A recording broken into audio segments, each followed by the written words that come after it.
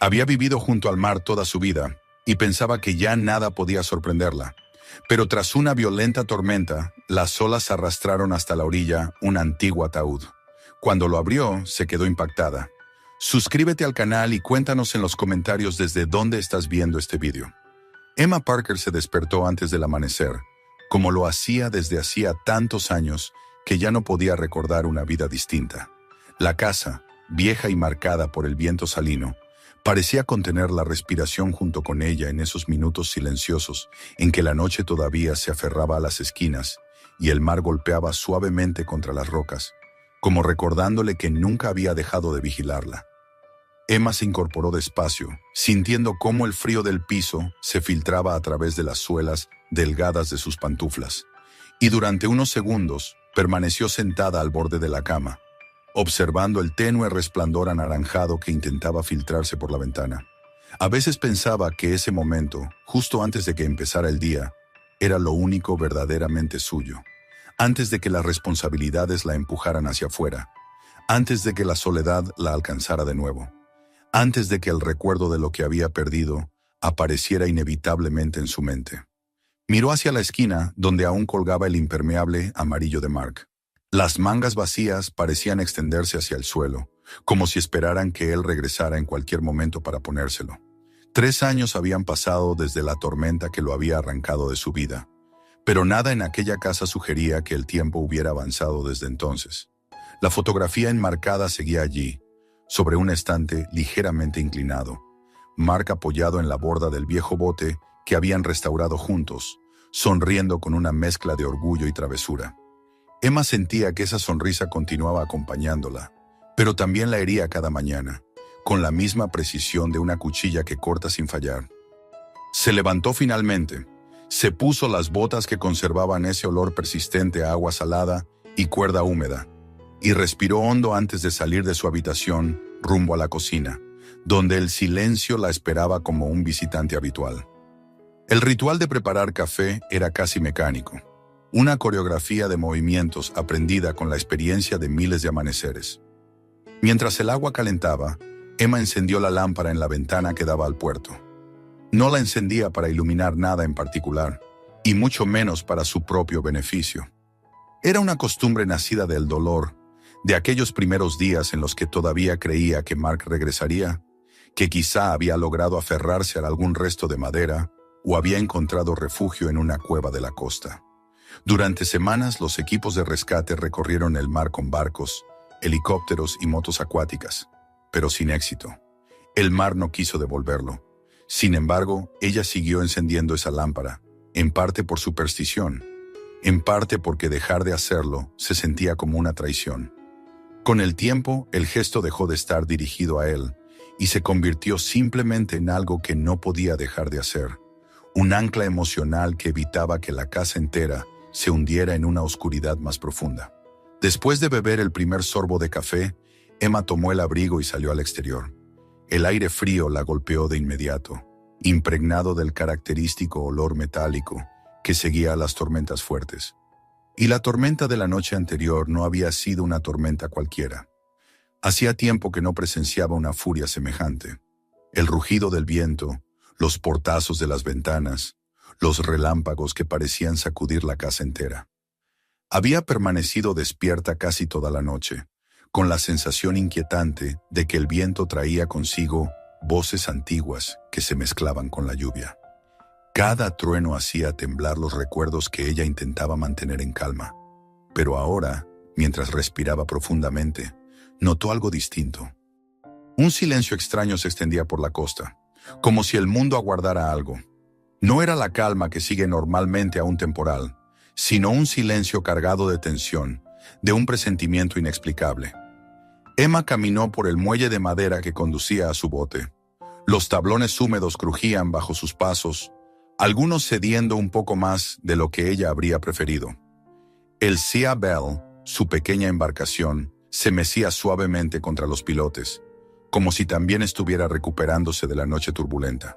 Subió a bordo con movimientos precisos, encendió el motor y tras un par de tosidos mecánicos, este cobró vida con un ronroneo irregular.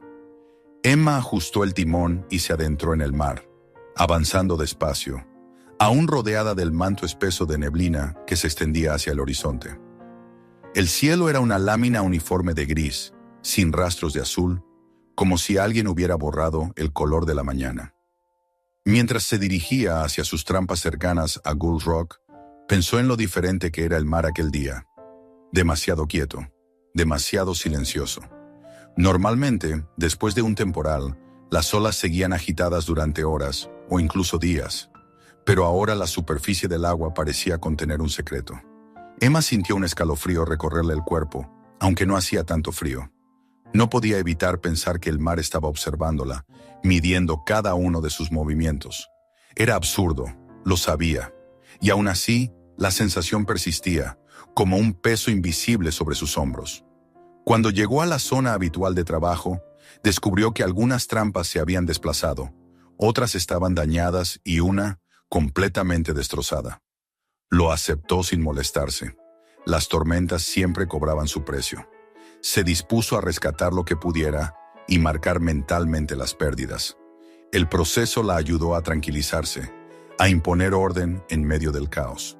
Fue entonces cuando, al levantar la vista hacia la estrecha franja de arena de Gulls Rock, vio algo que la obligó a frenar en seco el motor. Al principio creyó que era solo un pedazo grande de madera, arrastrado por la tormenta. La forma alargada y oscura podía pertenecer a cualquier resto de barco. Pero a medida que entrecerraba los ojos para atravesar la niebla, la imagen fue tomando contornos más definidos, más perturbadores. Aquello era demasiado simétrico, demasiado recto, demasiado parecido a algo que ella conocía profundamente, aunque jamás hubiera querido volver a verlo. Un ataúd. La palabra atravesó su mente con un impacto silencioso, pero definitivo. Emma sintió cómo el aire se hacía más pesado a su alrededor. No podía apartar la mirada. Durante unos largos segundos, todo en ella pareció detenerse. La respiración, el pensamiento, incluso el latido en su pecho. El mar, a su alrededor, parecía sostener el mismo silencio expectante. Ella sabía que debía alejarse, notificar a las autoridades, hacer lo correcto. Pero el impulso que la empujaba hacia aquella forma en la arena era mucho más fuerte que cualquier razonamiento lógico. Con manos ligeramente temblorosas, Emma bajó la pequeña embarcación auxiliar, dejó caer los remos y empezó a acercarse al islote remando, con un ritmo firme. Cada metro que la acercaba a la playa hacía que el objeto en la arena pareciera más siniestro y a la vez más fascinante. Cuando finalmente la quilla rozó la orilla, se bajó con cautela, sintiendo cómo la arena húmeda cedía bajo sus botas. El sonido de sus pasos era casi imperceptible. El ataúd estaba allí, entre dos rocas ennegrecidas, como si el mar lo hubiera depositado con delicadeza. Emma se acercó lentamente, con una mezcla de temor y reverencia. Lo primero que notó fue la madera, oscura por el agua, erosionada, pero extraordinariamente intacta para lo que debía ser un objeto antiquísimo. Luego vio los restos de metal oxidado abrazando la estructura. Y después, cuando tocó con los dedos las marcas talladas en la superficie, supo que aquello no era un ataúd cualquiera. Las formas eran sinuosas, casi orgánicas, como si imitaran olas y enredaderas entrelazadas. Allí, en la parte superior, distinguió dos iniciales apenas visibles, pero todavía legibles: M y L. Una sensación profunda recorrió su pecho. Una vibración que no era temor exactamente, sino algo más parecido a un presentimiento. El viento no soplaba, las gaviotas no gritaban, ni siquiera las olas rompían con su habitual cadencia contra las rocas. Era como si el mundo entero quisiera que ella estuviera allí, en ese preciso instante, frente a ese objeto arrastrado desde algún lugar donde la muerte y el tiempo habían pactado silencio. Emma cerró los ojos por un momento y pensó en el ataúd de Mark, en cómo había deseado abrirlo para verlo una última vez, para convencer a su corazón de que no se trataba de un malentendido, de que él no estaba perdido, sino irrevocablemente muerto. El dolor la obligó a inhalar profundamente. Sentía que algo en este ataúd ajeno estaba vinculado a su propia historia, aunque no supiera de qué manera. Cuando volvió a abrir los ojos, sabía que ya no podía retroceder. Dio un paso más hacia el ataúd, como si una fuerza invisible la guiara. En ese instante, sin embargo, la lógica irrumpió en su mente con un murmullo insistente. Debía avisar. Debía dar parte. Aún estaba a tiempo. Regresó al bote con pasos tensos, tomó la radio, comunicó la ubicación del hallazgo y recibió la orden de esperar a la patrulla. La respuesta fue clara, profesional e indiscutible. Pero Emma sabía, mientras dejaba la radio sobre un banco, que la espera no sería su camino. Permaneció unos instantes mirando el ataúd desde la embarcación, luchando contra la urgencia que la consumía desde que lo había visto por primera vez. El silencio era absoluto, tan absoluto que parecía vivir. Emma se dio cuenta, con una claridad inquietante, de que lo que fuera que había llevado ese ataúd hasta la costa, todavía no había terminado de hablarle.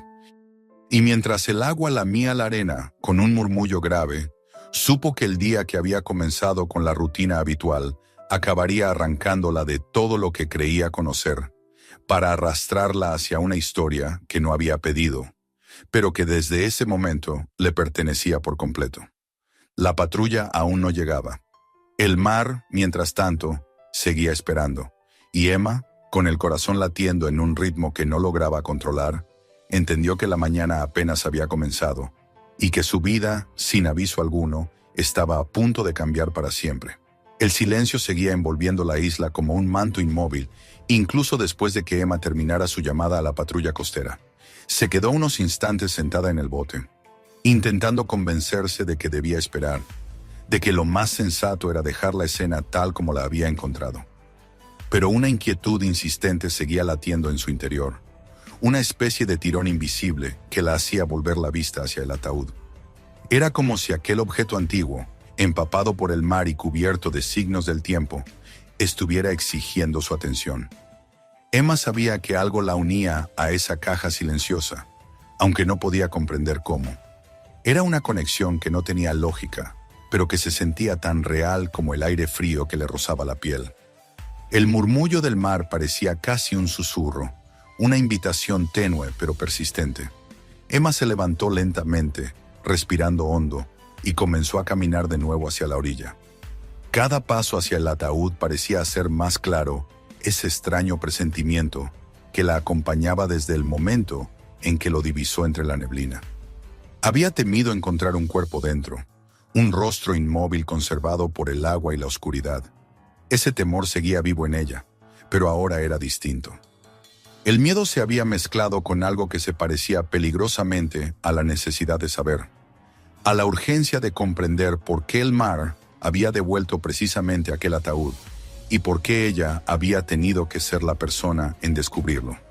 Cuando llegó frente a él, el aire que lo rodeaba parecía más denso, como si el tiempo hubiera decidido ralentizarse.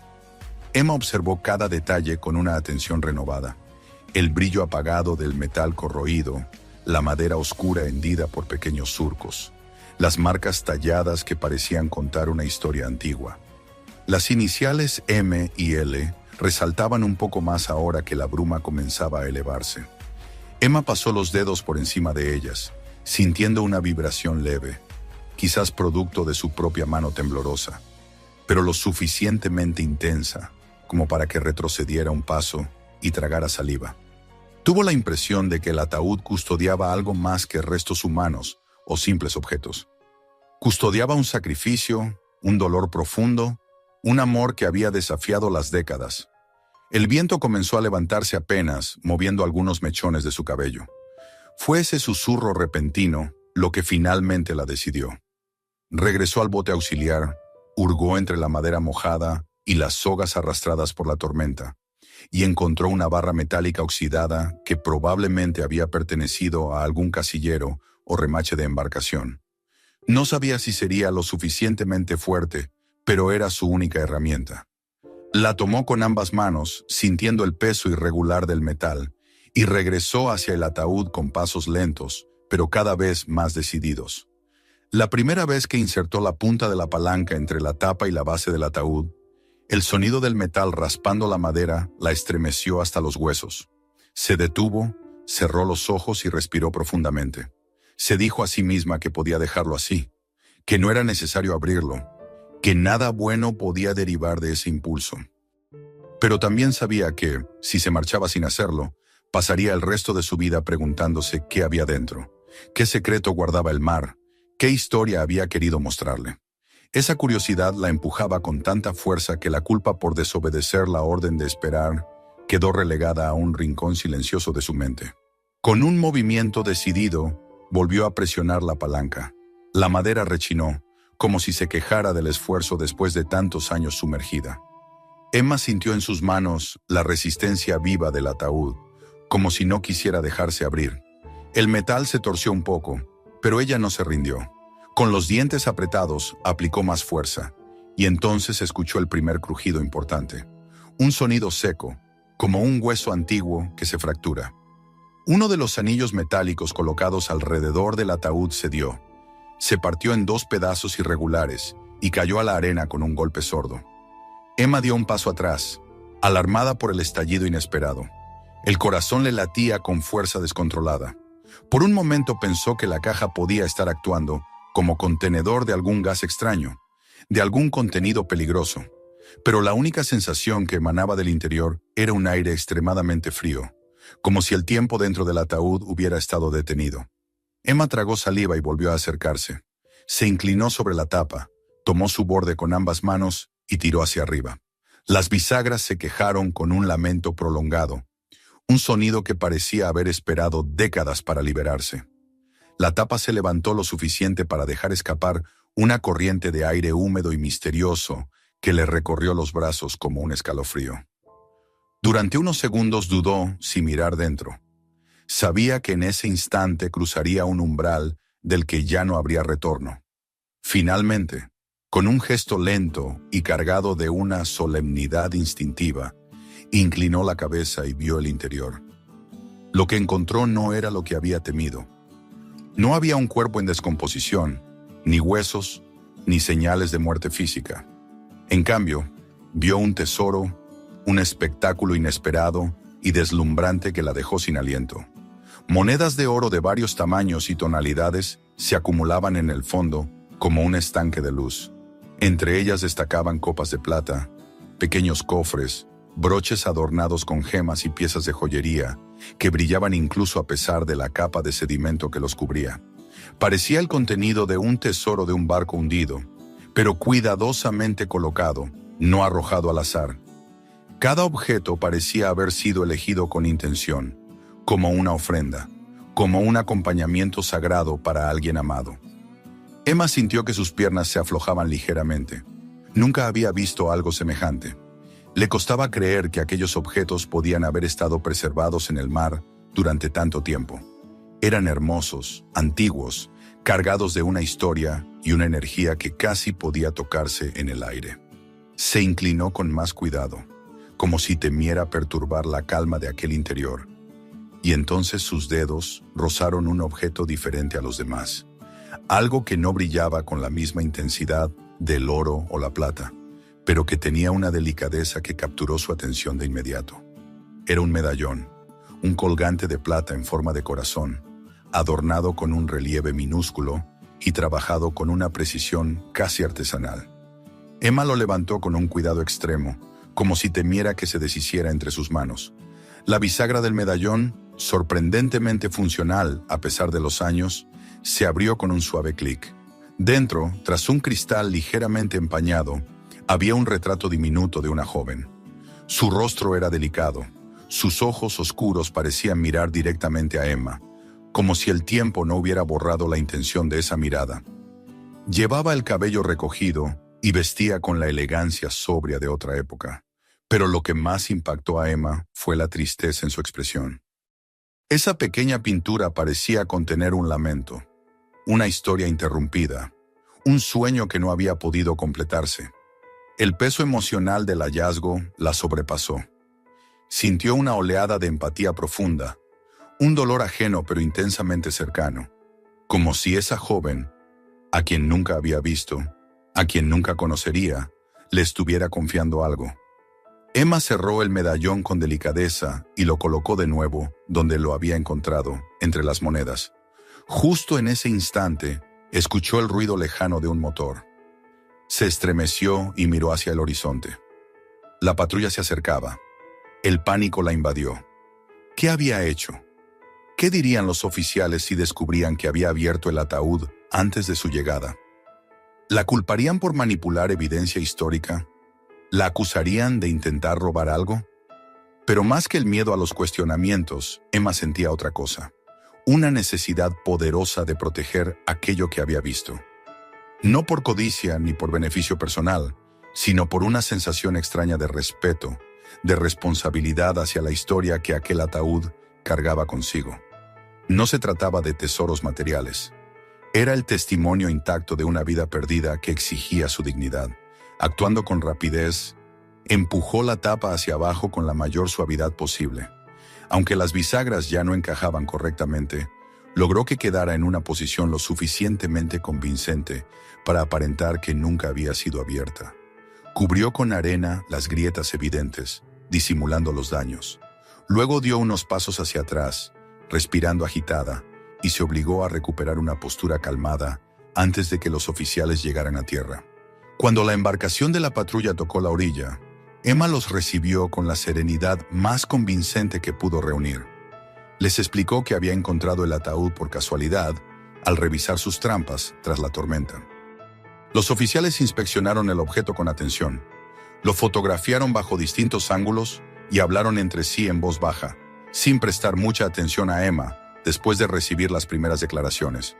Cuando se dispusieron a cargar el ataúd en su embarcación, ella sintió un tirón en el corazón, como si algo importante le estuviera siendo arrancado. Cada movimiento de los hombres, cada tensión de los músculos al levantar la caja, le producía una especie de ansiedad que no podía explicar. Cuando por fin el ataúd fue colocado en la embarcación de la patrulla y ésta se alejó poco a poco de la costa, Emma permaneció de pie, inmóvil, mirando cómo la espuma del mar tragaba las últimas huellas del hallazgo. El bote se fue convirtiendo en un punto diminuto, casi imperceptible, hasta desaparecer. El viento volvió a levantarse, más frío esta vez, y Emma supo, con una certeza inquietante, que aunque el ataúd ya no estaba allí, la historia que había comenzado con él no había terminado. Algo dentro de ella había despertado, algo que no se apagaría por mucho que quisiera volver a su rutina habitual. El mar había devuelto un secreto antiguo, y ahora ese secreto se había entrelazado con su vida de una forma irrevocable. Mientras recogía sus cosas y regresaba lentamente hacia su embarcación, el silencio volvió a envolverla. Pero esta vez, el silencio no era el mismo. Ahora tenía un eco lejano, como si desde el fondo del océano alguien hubiera abierto los ojos y estuviera esperando el siguiente capítulo de una historia largamente olvidada. Durante los días que siguieron al descubrimiento del ataúd, Emma sintió que una parte de ella había quedado varada en esa pequeña franja de arena de Gulls Rock, como si su propia alma hubiese sido arrastrada hasta allí por la tormenta, junto con la misteriosa caja de madera. Aunque intentaba volver a su rutina habitual, cada gesto que realizaba parecía envuelto en un velo de inquietud constante. Los periódicos locales comenzaron a publicar titulares exagerados sobre un tesoro marino, encontrado por una pescadora solitaria, y pronto aparecieron periodistas en el muelle, golpeando la puerta de su casa y merodeando alrededor de su bote. Emma evitó a todos con la habilidad de alguien que llevaba años esquivando la compasión no deseada de los demás. Pero, aunque logró mantener a raya a los reporteros, no pudo evitar el murmullo incesante dentro de su propia mente. Las noches se volvieron especialmente difíciles. El silencio de la casa parecía amplificar la presencia invisible de la joven, cuyo retrato había visto en el medallón. Cada vez que cerraba los ojos, veía aquellos ojos pintados mirándola con una mezcla inquietante de melancolía y propósito. Emma se preguntaba quién había sido, qué destino trágico la había llevado a permanecer encerrada en un ataúd convertido en cofre, abandonado o preservado por el mar durante tanto tiempo. No podía dejar de pensar en ello, y a medida que pasaban los días, la ansiedad crecía. La patrulla no le había dado más detalles tras llevarse el ataúd, y el silencio institucional alimentaba aún más su inquietud. Una mañana, después de un sueño particularmente inquietante en el que la joven del retrato parecía llamarla por su nombre desde el fondo del mar, Emma decidió que ya no podía soportar la incertidumbre. Se dirigió al muelle antes del amanecer, pero no para revisar trampas ni redes. Esta vez tenía un destino distinto: Portland. Sabía que allí, en el centro histórico marítimo de Maine, los arqueólogos y expertos debían estar estudiando el contenido del ataúd. Tenía la esperanza de obtener respuestas, aunque en el fondo también temía descubrir una historia demasiado pesada para cargarla sola. Sin embargo, la duda la estaba consumiendo y prefería afrontar la verdad antes que seguir siendo presa de la incertidumbre. El viaje hasta Portland se sintió más largo de lo habitual. El cielo estaba cubierto por nubes bajas, y la carretera bordeaba el mar en tramos que parecían recordarle, con cada curva, el origen de todo aquello. Cuando finalmente llegó al edificio grisáceo del centro histórico, su paso se volvió vacilante. No sabía si la recibirían, si tendrían tiempo para ella o si le pedirían que se marchara. Pero cuando el guardia de recepción escuchó su nombre, su expresión cambió y la condujo de inmediato hacia una sala donde una mujer de porte elegante y mirada inteligente estaba revisando unas fotografías esparcidas sobre una mesa. La mujer se presentó como la doctora Margaret Stone, la experta que encabezaba el estudio del ataúd. Su voz era suave, pero firme, y tenía algo en la mirada que inmediatamente transmitía respeto, como si entendiera perfectamente el peso emocional del hallazgo. Emma, aún sin saber por qué, sintió que podía confiar en ella más que nadie desde la pérdida de Mark. La doctora Stone le ofreció una silla, y tras unos momentos de silencio, comenzó a explicarle lo que habían descubierto hasta el momento. Le habló de las monedas, de los artefactos, de las inscripciones en el interior del ataúd. Todos ellos correspondían a mediados del siglo XIX. Empezó a mencionar nombres de familias de comerciantes influyentes que habían viajado entre América y Europa, pero fue cuando mencionó el nombre Livingstone que Emma sintió un escalofrío recorrerle la espalda. La doctora Stone tomó una fotografía y se la mostró. Era el medallón que Emma había visto en la playa, pero ahora completamente limpio, restaurado.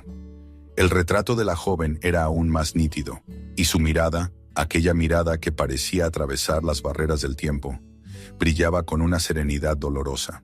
La doctora explicó que habían identificado a la joven como Marielle Livingstone, hija del capitán Livingstone, un hombre adinerado de Boston que había perdido a su familia en un naufragio ocurrido en la década de 1850. El barco, llamado Royal Dove, había enfrentado un temporal feroz en su travesía de regreso desde Inglaterra y se había hundido a pocas millas de la costa de Maine. La historia, aunque trágica, no era desconocida para los historiadores, pero nunca se habían encontrado vestigios tan significativos del barco ni de sus pasajeros. Emma escuchaba sin parpadear, sintiendo cómo las piezas del rompecabezas comenzaban a encajar. El ataúd no era un féretro común, era una especie de santuario.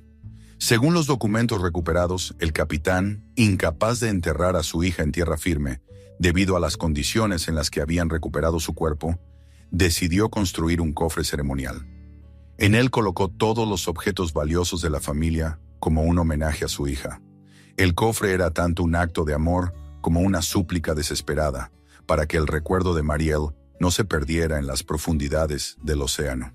Cuando la doctora Stone mencionó el monto del reconocimiento financiero que correspondía legalmente a quien había encontrado el ataúd, una cifra tan grande que casi resultaba irreal, Emma apenas reaccionó. El dinero no tenía importancia. Lo único que sentía era un peso profundo en el pecho, una mezcla de tristeza por la joven perdida y por el padre que había amado tanto a su hija, y también una extraña gratitud por haber sido la persona que devolvió a la superficie aquella historia.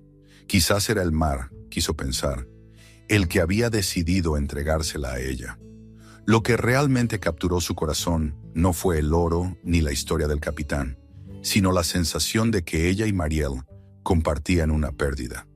Emma había perdido a Mark en el mar, igual que el capitán Livingstone había perdido a su hija.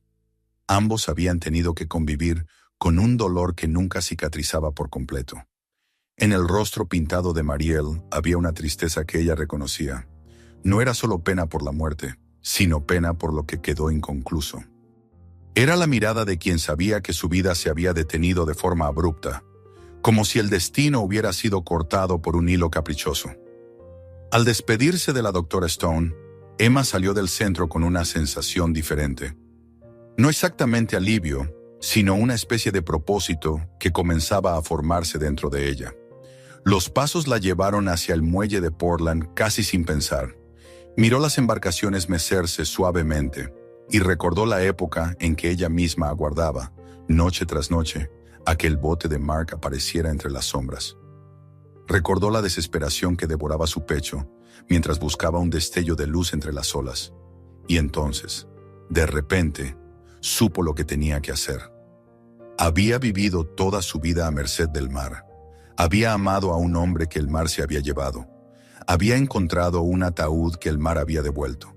Y ahora, después de escuchar la historia de Mariel, comprendía que lo único que podía devolverle algo a ese océano misterioso y brutal era ofrecer una luz para quienes aún navegaban sobre él. El faro abandonado en las afueras de su pueblo le vino a la mente con una claridad sorprendente. Ese viejo faro, que tiempo atrás había guiado a los marineros en noches de tormenta, estaba ahora sumido en ruinas, silencioso y oscuro. Emma sabía que ese faro, como ella, había perdido su propósito. Sabía también que si lo devolvía a la vida, estaría devolviéndose algo a sí misma. Cuando regresó a su pueblo esa misma tarde, la luz gris del anochecer se reflejaba sobre las aguas tranquilas. Emma miró hacia el horizonte con el viento frío acariciándole la cara, y por primera vez desde la muerte de Mark sintió que algo dentro de ella se movía, como una cuerda floja tensándose para empezar a vibrar. Y mientras avanzaba hacia su casa con paso lento pero firme, la decisión ya estaba tomada. El mar le había mostrado una historia perdida, y ella, a cambio, le devolvería una luz que llevaba demasiado tiempo apagada. Era hora de encenderla de nuevo. En los días que siguieron a su visita al centro histórico de Portland, Emma sintió que cada pensamiento la llevaba inevitablemente hacia la misma dirección. A cualquier parte que miraba, a cualquier rincón de su rutina, allí estaba la imagen del viejo faro en ruinas, solitario en el extremo del acantilado, como un guardián dormido que había olvidado su propósito. El conocimiento de la historia de Mariel Livingston había despertado en Emma una inquietud que ya no podía ignorar. No era solo la tristeza por una joven perdida, ni el eco lejano de una tragedia. Era un llamado a reparar algo que no solo pertenecía al pasado, sino que también había determinado su propio presente. Desde aquel día, al recorrer el muelle, al revisar las redes, al caminar por su pequeña casa que todavía olía al recuerdo de Mark, el pensamiento regresaba como una marea constante. Debía devolverle la luz al faro. Debía hacerlo por los navegantes, por la memoria de Mariel y también por ella misma, porque durante demasiado tiempo había vivido sumida en la oscuridad. Una mañana, cuando el sol apenas comenzaba a elevarse sobre la línea del horizonte, Emma se dirigió hacia el acantilado donde se levantaba la estructura abandonada. El viento soplaba con fuerza, y las gaviotas graznaban sobre su cabeza como si quisieran darle la bienvenida a ese lugar olvidado. El faro, visto de cerca, era incluso más deteriorado de lo que recordaba. Las paredes blancas estaban descascaradas y cubiertas de manchas negras producidas por la humedad. El vidrio del mirador superior estaba roto en varios puntos. La puerta de entrada, de metal oxidado, colgaba descentrada y golpeaba ligeramente con cada ráfaga de viento, como una respiración cansada. Emma tocó la superficie fría del muro y sintió que el faro, pese a su aspecto, aún tenía vida dentro, como un corazón dormido que esperaba ser despertado. Regresó al pueblo y comenzó los trámites para comprar el terreno donde se encontraba el faro. La suma que había recibido como reconocimiento por el hallazgo del ataúd era más que suficiente para financiar la compra, las reparaciones y cualquier otra necesidad que surgiera en el camino. Cuando sus vecinos se enteraron de que quería adquirir el faro, algunos la felicitaron por su intención, otros susurraron que había perdido la cordura, y unos cuantos hicieron cálculos discretos sobre la fortuna que debía haber recibido del gobierno. Emma no prestó atención a las habladurías. Había aprendido, desde la muerte de Mark, a no dejarse influenciar por la opinión ajena. Lo único que importaba era que su decisión tenía sentido para ella y que sentía que, por primera vez en mucho tiempo, estaba haciendo algo que la conectaba con un propósito genuino. Una vez formalizada la compra, comenzaron los trabajos de restauración. Un grupo de obreros llegó al sitio con herramientas, andamios, materiales de construcción y máquinas ruidosas que contrastaban con el silencio habitual del acantilado. Emma estaba allí desde el primer día, supervisando los avances y ofreciendo su ayuda en todo lo que podía. No se conformó con solo observar, cargó madera, retiró escombros, lijó superficies corroídas, quitó maleza que había crecido alrededor de la base del faro y limpió las escaleras interiores que llevaban al mirador, cubiertas de polvo y nidos abandonados. Las manos de Emma, endurecidas por años de trabajo en el mar, se adaptaban con naturalidad al esfuerzo físico, y cada tarea la hacía sentir más viva. Mientras trabajaba, a menudo pensaba en Marielle. Le parecía verla a veces reflejada en el vidrio roto del mirador, o sentir su presencia en los pasillos del faro, como si la joven encontrara consuelo al ver que su memoria no había sido borrada del todo.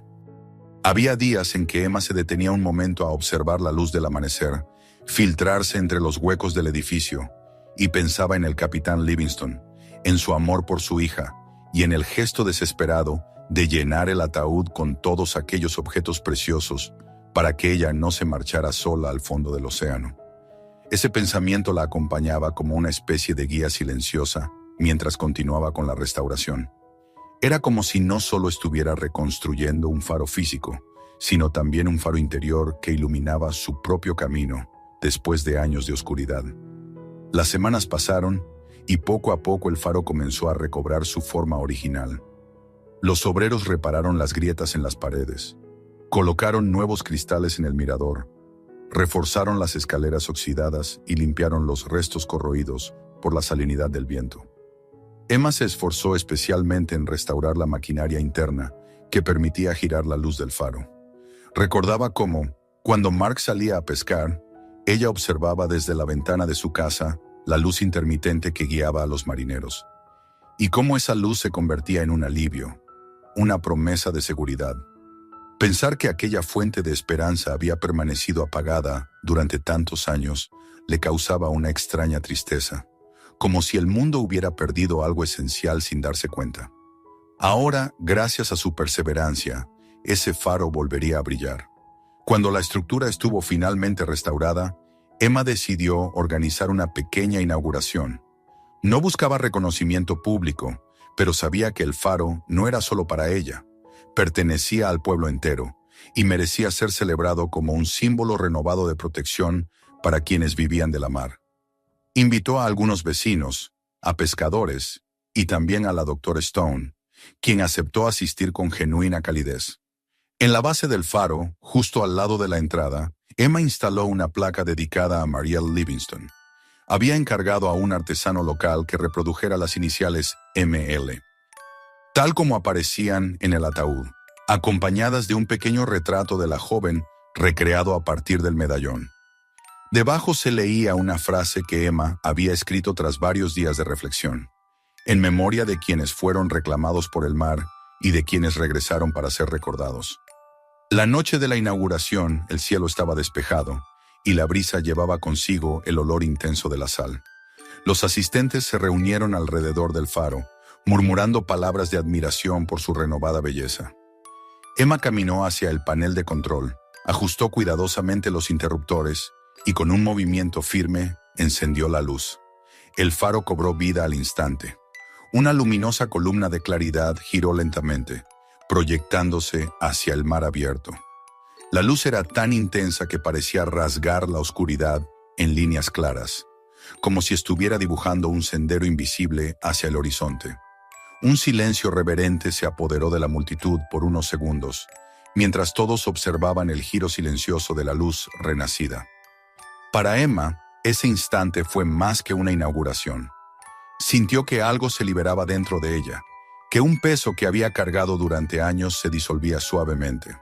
Veía en la luz giratoria un reflejo del amor persistente del capitán Livingston hacia su hija. La memoria de Marielle, que ahora se unía a la de Mark en un respeto compartido hacia el mar, y también una manera de reconciliarse con aquello que le había arrebatado tanto. El faro se había convertido en un símbolo de perdón, de esperanza y de continuidad. Aquel brillo no solo serviría para guiar a los pescadores en noches complicadas, sino también para iluminar el vacío que ella había llevado en su interior durante largo tiempo. Los días siguientes, Emma se dedicó a tareas más tranquilas dentro del faro. Preparó un pequeño espacio en la planta baja para recibir a visitantes y dejó un libro de registro donde los marineros podían anotar sus historias. Cada día revisaba las instalaciones para asegurarse de que la maquinaria funcionara correctamente. Después de tantos años en oscuridad, la estructura parecía responder con gratitud a cada cuidado que Emma le ofrecía. Y para ella, ese trabajo era más que una responsabilidad. Era una forma de mantenerse conectada con la vida, de recuperar una existencia que se había marchitado desde la muerte de Mark. A medida que pasaban las semanas, comenzaron a llegar cartas de marineros que agradecían la luz del faro por ayudarlos a sortear la niebla o evitar algún escollo peligroso. Algunos dejaban pequeños regalos como redes tejidas a mano, conchas marinas o peces recién atrapados. Había algo profundamente humano en esos gestos. Algo que le recordaba que su esfuerzo había empezado a tocar vidas ajenas. Cada agradecimiento la llenaba de una satisfacción sincera y silenciosa. Por primera vez desde que había perdido a su esposo, Emma sentía que su vida estaba entrelazada con el latido de la comunidad y del mar. Y así, el faro se convirtió en su hogar y en el corazón de su nueva vida. El trabajo, la dedicación, el respeto por el pasado y la memoria de quienes habían sido reclamados por el océano, todo se unía para darle a Emma un propósito renovado. El faro no solo iluminaba las aguas de la costa, también iluminaba su propio camino, uno que ahora avanzaba con firmeza hacia el futuro. Con cada destello que se proyectaba sobre el mar, Emma sentía que algo dentro de sí misma sanaba poco a poco, como si la luz fuera un bálsamo que al fin ponía orden en sus días. Y aunque todavía no lo sabía, esa luz, nacida del dolor y del amor, sería el preludio silencioso de la última etapa de su vida. Una etapa en la que el faro, ya completamente restaurado, sería testigo de una despedida tan serena como inevitable. Pero por ahora, mientras escuchaba el suave murmullo del mar desde la cima del acantilado iluminado, Emma solo sabía que había cumplido con algo que debía ser hecho, y que el brillo del faro, girando con constancia, era la prueba palpable de que el mar, aun en su implacable inmensidad, podía ser reconciliado con la memoria y la esperanza. El faro se convirtió en el centro de la vida de Emma durante los años siguientes, un refugio desde el cual podía observar el movimiento constante del mar, escucharlo respirar y aceptarlo finalmente como parte inseparable de sí misma. Cada mañana, antes de que el sol apareciera sobre la línea del horizonte, ella subía por las escaleras renovadas, encendía la maquinaria de la luz y dejaba que el haz giratorio atravesara la penumbra. El sonido suave del mecanismo le resultaba tan familiar como el latido de un corazón, y con el tiempo comenzó a sentir que era el faro, y no su propia casa, el lugar donde realmente vivía. Allí, rodeada del olor a sal, del eco distante de las olas rompiendo contra las rocas y del murmullo constante del viento, Emma encontró una serenidad que jamás creyó recuperar. A veces se sorprendía a sí misma sonriendo, no con la alegría explosiva de la juventud, sino con la gratitud tranquila de quien ha sobrevivido a una larga travesía emocional. En el faro, Emma ubicó una pequeña mesa junto a una de las ventanas que miraba al oeste. Sobre ella colocó su diario, un cuaderno de tapas gastadas que había comprado años antes, pero que nunca se había atrevido a usar mientras el dolor de la muerte de Mark seguía tan vivo. Allí comenzó a escribir fragmentos de sus días, reflexiones, recuerdos breves y desordenados sobre su esposo, sobre Marielle y sobre lo que significaba para ella estar viva después de tanta pérdida. Escribir la ayudaba a procesar lo que su corazón, durante tanto tiempo, se había negado a decirle. Por las noches, cuando el faro quedaba iluminado apenas por una lámpara pequeña y la luz principal giraba incansable allá arriba, Emma se sentaba junto a la ventana abierta y escuchaba cómo el viento cantaba con los restos nocturnos de la marea. En esos momentos, sentía una compañía sutil, casi imperceptible, que la reconfortaba. Nunca supo si era una ilusión o una forma de presencia, pero con frecuencia tenía la sensación de que Marielle, o quizá el propio Mark, estaban a su lado. En uno de los cajones del faro guardaba un pequeño fragmento de madera que había recogido en secreto de la tapa rota del ataúd aquella mañana en la playa. No era más grande que la palma de su mano, pero en él se distinguía la curva de una de las tallas, una espiral que evocaba el movimiento del agua. Emma lo conservó durante todos esos años, no por aferrarse a un tesoro material, sino porque aquel trozo representaba un inicio, el comienzo de una historia inesperada que la había llevado de la oscuridad absoluta a una nueva forma de luz. Cada vez que volvía a tocarlo, recordaba la mirada triste de Marielle en el medallón y la determinación del capitán Livingston de no dejar que su hija fuera olvidada. Ese pequeño fragmento era un puente entre el pasado y el presente, entre la memoria y el acto de vivir. Los años continuaron su camino, marcando en el cuerpo de Emma señales inevitables de envejecimiento. Sus pasos se volvieron más lentos, las manos más frágiles, y la subida por las escaleras del faro comenzó a requerir pausas más frecuentes.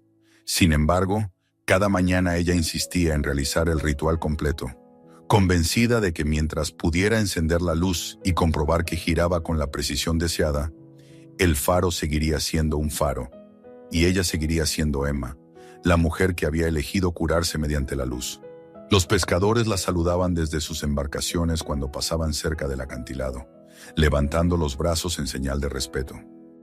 Muchos de ellos habían dejado relatos en el libro del faro, agradeciendo la presencia de esa luz en noches densas de niebla o en temporales repentinos que los habían sacudido sin aviso.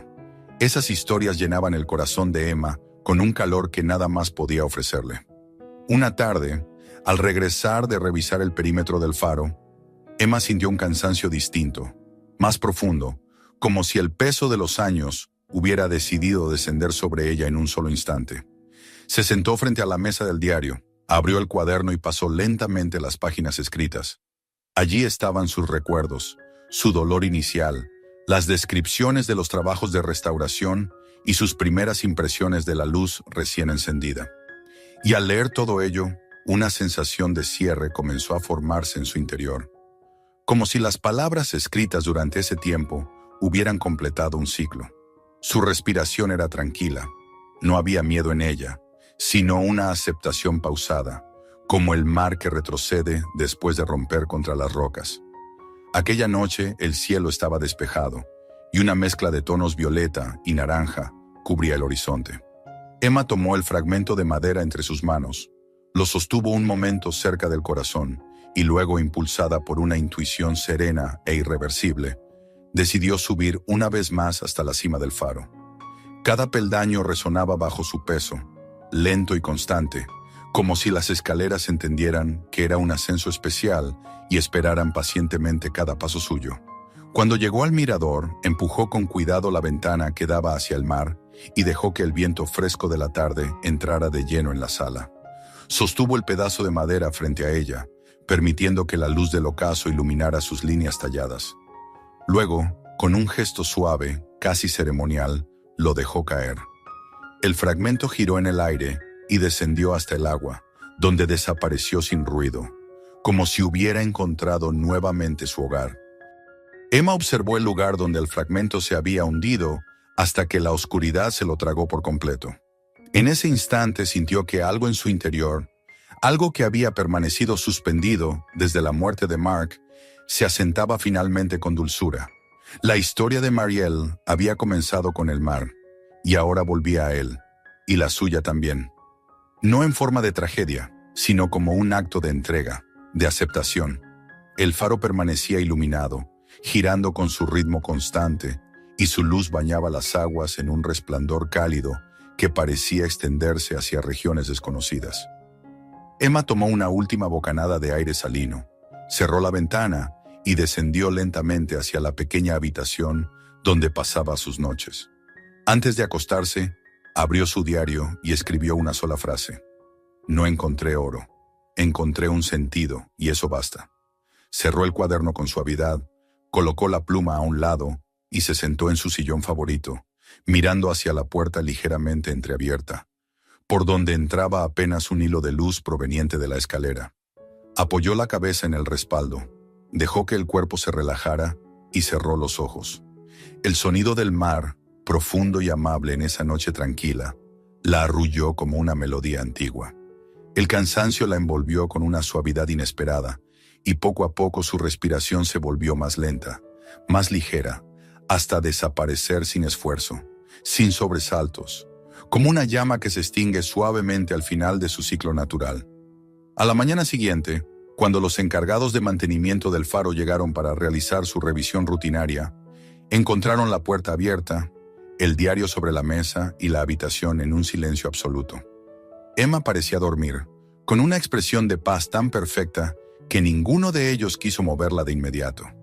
Sabían, sin que nadie se lo dijera, que ella ya no pertenecía al mundo de los vivos.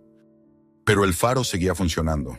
Su luz giraba con precisión impecable, como si una presencia invisible la hubiese encendido con la primera luz del alba. Los días que siguieron estuvieron llenos de homenajes. Los habitantes del pueblo se acercaron para dejar flores y mensajes en la base del faro.